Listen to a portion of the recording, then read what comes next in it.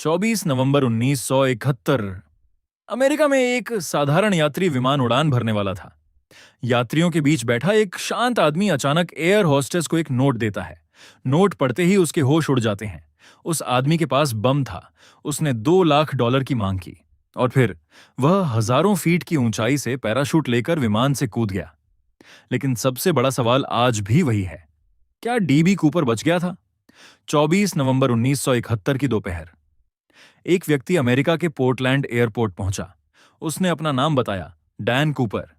उसने एक तरफा टिकट खरीदी। गंतव्य था सिएटल।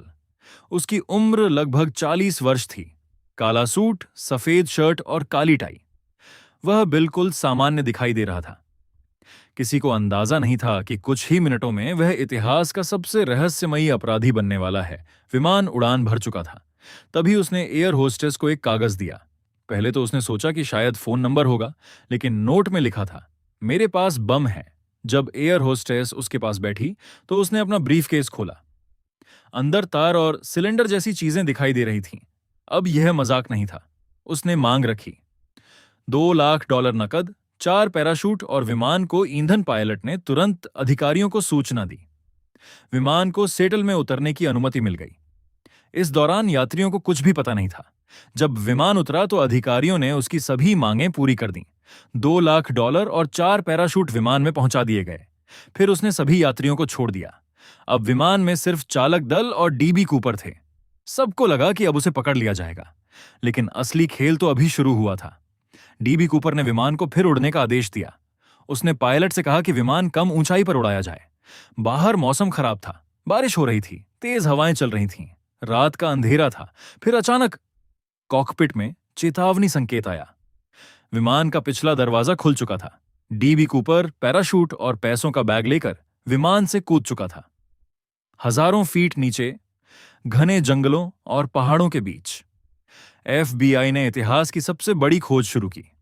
हेलीकॉप्टर, सर्च टीमें, सैकड़ों एजेंट, हजारों संदिग्ध। लेकिन डीबी कूपर का कोई निशान नहीं मिला। न पैराशूट, न शव, न आदमी। जैसे वह हवा में गायब हो गया हो। 1980 में एक छोटा लड़का नदी किनारे खेल रहा था। उसे मिट्टी में दबे कुछ डॉलर मिले। जांच में पता चला कि वे वही नोट थे जो डीबी कूपर को दिए गए थे। लेकिन सवाल और बढ़ गए। अगर पैसे यहां पहुंचे तो डीबी कूपर कहां गया? क्या वह मर गया या सफलतापूर्वक भाग निकला? 50 साल से अधिक समय बीत चुका है। एफबीआई ने सैकड़ों लोगों की जांच की। कई सिद्धांत सामने आए, लेकिन आज तक कोई निश्चित रूप से नहीं जानता कि डीबी कूपर कौन था। क्या वह छलांग लगाते समय मारा गया या वह इतिहास का सबसे सफल अपराधी बन गया? शायद इसका जवाब हमेशा एक रहस्य ही रहेगा। एंडिंग, आपको क्या लगता है? डीबी कूपर मर गया था या वह $2 लाख लेकर नई पहचान के साथ कहीं और जिंदगी जीता रहा? अपनी राय कमेंट में जरूर बताइए। ऐसी ही रहस्यमयी और सच्ची कहानियों के लिए डार्क केस फाइल्स को सब्सक्राइब करें।